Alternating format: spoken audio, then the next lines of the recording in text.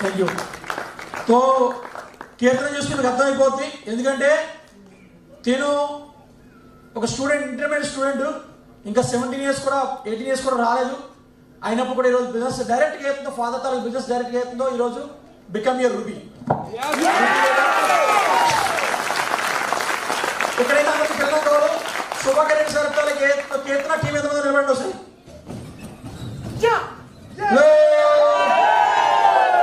SRO different ప్లేస్లో ఉన్నారు. వీళ్ళు మెయిన్ లీడర్స్ ఇంకా డిఫరెంట్ ప్లేస్లో ఈరోజు అన్ని రకాల డిపార్ట్మెంట్స్ నుంచి ఎన్ఆర్ఐస్ వాళ్ళు వీళ్ళు అన్ని రకాల కేటగిరీస్ ఉన్నారు. హలో చూసారు కదా, ఈ పిల్లలకి మామూలుగా అయితే ఈ వయసులో ఎవరో సపోర్ట్ చేయగలరా? హలో.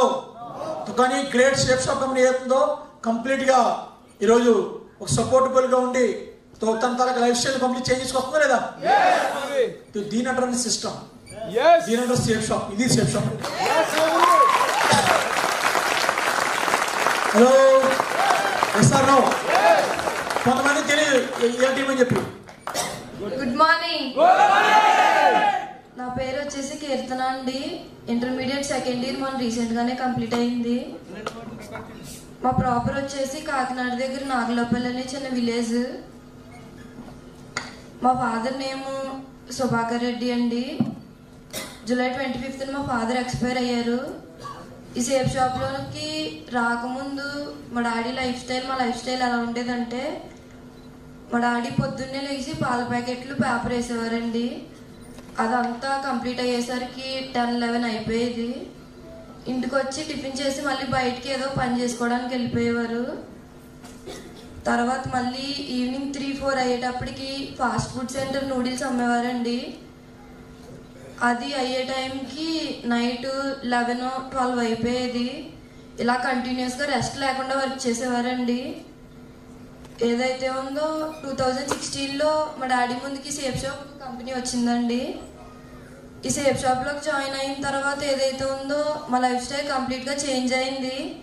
ఈ సేఫ్ షాప్ లేకపోతే 3 years క్రితమే మా ఫ్యామిలీ లేదు.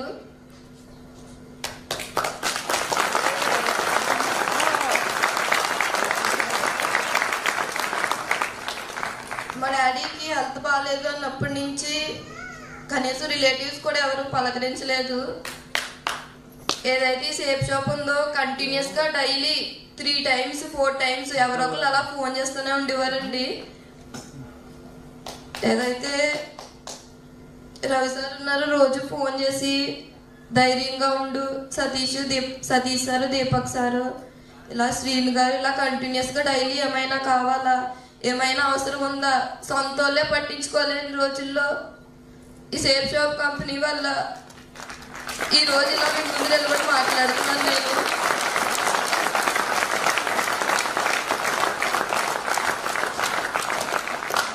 మా డాడీ ఎప్పుడు ఒక మాట అనేవారు, ఇలా నేను జీవితంలో అలా ఉండాలి, ఇలా ఉండాలి,